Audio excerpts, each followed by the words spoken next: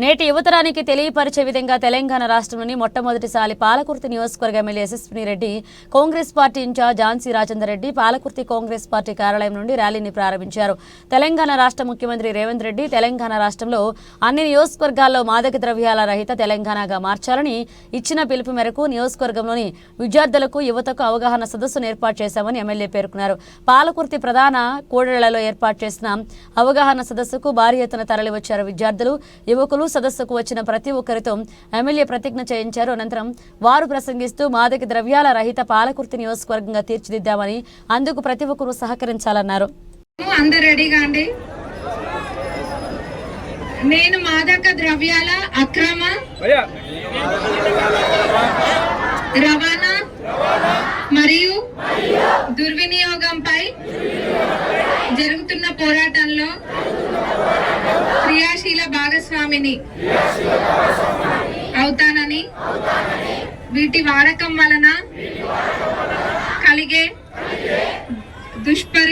దుష్పరిణామాల గురించి సంపూర్ణ అవగాహన కలిగి ఉంది.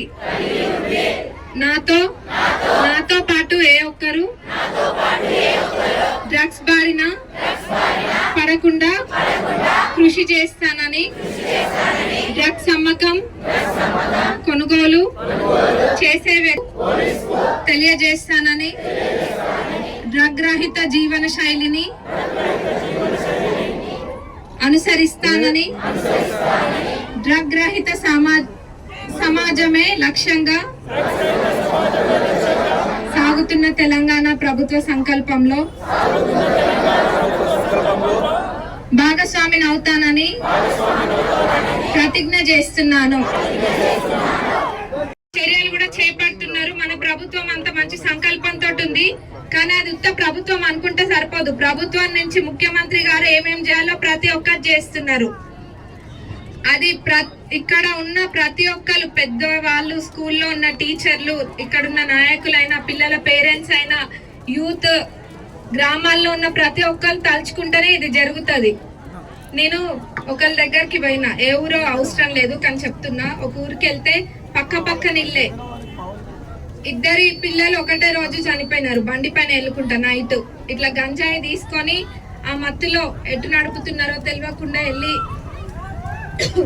యాక్సిడెంట్ అయి చనిపోవడం జరిగింది. అది ఆ తల్లిదండ్రులకు ఎంత కడుపుకోత. మనం ఏదో దాంట్లో ఒక మత్తులో ఉన్నాము, గాల్లో తేలుతున్నాము అని అనుకుంటాం, కానీ దానివల్ల ఎన్ని నష్టాలు జరుగుతాయో అది ఎవరం కూడా ఊహించాం. ఇందాక అందరు కూడా చెప్పినారు, గౌరవ డిఎస్పి గారు, సిఐ గారు, ఝాన్సీ రెడ్డి గారు చాలా స్పష్టంగా చెప్పిండ్రు ఇది తీసుకోవడం వల్ల జరిగే నష్టం ఏంది అనేది.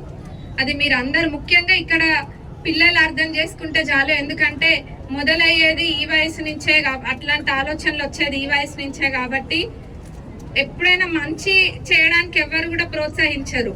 నేను మంచిగా చదువుకుంటున్నా, నువ్వు కూడా నేను ఇది చదువుకున్నాను, నాకన్నా ఒక లెసన్ ఎక్కువ చదువుకో అని ఎవరు చెప్పరు. నేను డ్రగ్స్ తీసుకుంటున్నా, నాకు తోడు కావాలి, తీసుకో బాగుంటుంది అని చెప్పేటోళ్ళు మటుకు చాలా మంది ఉంటారు. కానీ అది మనకి అస్సలు మంచిది కాదు. మనం అదొక నామోషిగా కూడా ఫీల్ అవుతున్నారు ఇవాళ రేపు పిల్లలు. వాళ్ళకి తీసుకోవాలన్న ఆలోచన లేకపోయినా కానీ పక్కనున్న ఫ్రెండ్స్ పుషప్ చేయడం వల్ల వాళ్ళ ప్రెషర్ ద్వారా కూడా తీసుకుంటున్నారు. అంటే తీసుకోకపోతే వీడు దేనికి వానికి రాడు, వీడు వేస్ట్ కాడు అన్నట్టుగా మాట్లాడుకుంటున్నారు. కానీ అందులో కాదు, మనం నామోష్ ఫీల్ కావాల్సింది నీకు ఎన్ని మార్కులు వచ్చినాయి, నువ్వు ఎన్ని గేమ్స్ ఆడుతున్నావు, నువ్వు ఎంత మంచి అలవాట్లు ఉన్నాయి నీకు, ఇట్లాంటి దాంట్లో పోల్చుకోండి అని చెప్పండి. ఇప్పటి నుంచి మేము చిన్నగా ఉన్నప్పుడు సాయంత్రం ట్యూషన్ నుంచి రాగానే పిల్లలందరం ఆడుకునేటోళ్ళం, లేకపోతే సైకిల్ నొక్కుకునేటోళ్ళం. తెలియదు ఆ బాధ, తల్లిదండ్రులు పడే బాధ, ఎవరికి చెప్పుకోలేని బాధ. నేను కూడా మన నియోజకవర్గంలో ఎవరైతే ఎక్కడ డ్రగ్స్ తీసుకుంటున్నారో అది ఎవరైనా కానివ్వండి, ఎక్కడ వదిలిపెట్టేది లేదు. పెట్రోలింగ్ కూడా, పోలీస్ డిపార్ట్మెంట్ కూడా పెట్రోలింగ్ ఎప్పటికప్పుడు వాళ్ళు కూడా చేస్తున్నారు. కొన్ని చిన్న దుకాణాలలో రాత్రి పూట ఏం జరుగుతుందో కూడా మాకు తెలుసు. వాళ్ళందరూ కూడా కొంచెం జాగ్రత్తగా ఉంటే బాగుంటది. లేకపోతే ఈ నియోజకవర్గంలో అట్లాంటిది సహించేది మటుకు లేదు. డిపార్ట్మెంట్ వారి సపోర్ట్ ఎప్పుడు కూడా ఉండాలి. డిపార్ట్మెంట్ కూడా దీన్ని చాలా స్ట్రిక్ట్ గా ఇంప్లిమెంట్ చేయాలి. పెట్రోలింగ్ జరగాలి. ఆ చిన్న షాప్స్ ఏవైతే నైట్ టైం ఓపెన్ ఉంటున్నాయో ఆ టీ స్టాల్స్ అయినా ఏవైనా అట్లాంటి ప్లేసెస్ లో కూడా ఇవి బాగా అమ్ముతున్నారని ఇన్ఫర్మేషన్ ఉంది మనకి. కాబట్టి ఎక్కువ పెట్రోలింగ్ చేసి వీటన్నిటిని కూడా అరికట్టడానికి మనం ఎప్పుడు కూడా పాలకుర్తి నియోజకవర్గము ముందుండాలి. రాష్ట్రంలోనే పాలకుర్తి నియోజకవర్గం ముందుండాలి.